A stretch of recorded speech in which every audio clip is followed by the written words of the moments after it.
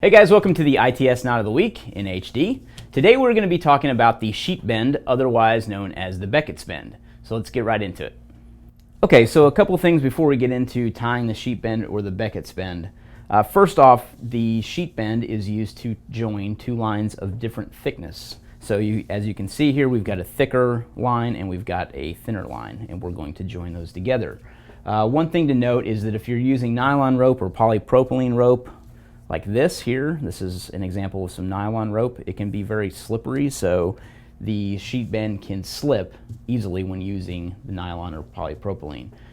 You also want to make sure that the thicker rope is the line that you are tying around, or tying the working end of the smaller line around. So if we were to create a bite, which is the start of the sheet bend, like this, you would create this part or this bite with the thicker rope. So a Beckett's bend, as it's commonly called too, more so in the Navy and in nautical terms occasionally, a Becket is a rope eye or a handle. So as you can see, this bite that we've made here in this larger rope kind of simulates that eye or that handle.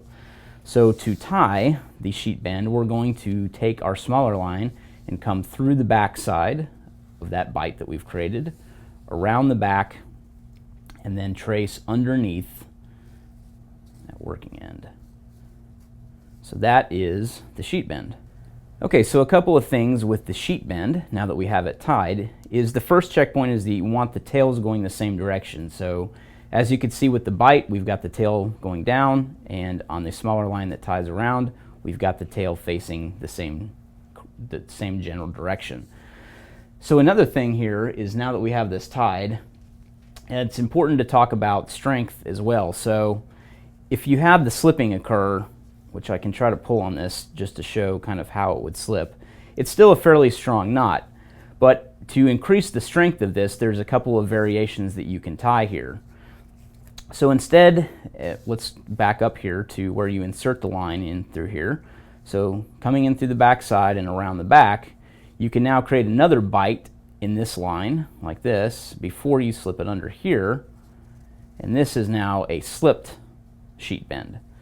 So the sheet bend, when it's in the slip configuration like this, not only provides a quick release here that you can pull out and untie the knot, but it also adds strength and security to the knot too, which is one of the common issues when tying this.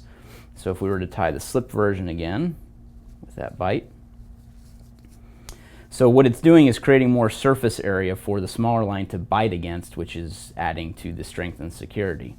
So what can be even stronger and more secure than this is a double sheet bend.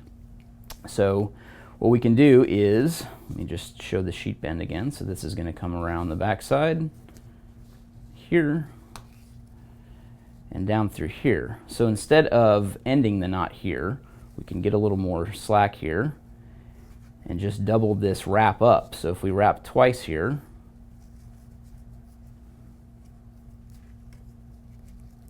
I'm just going to clean this up a little bit.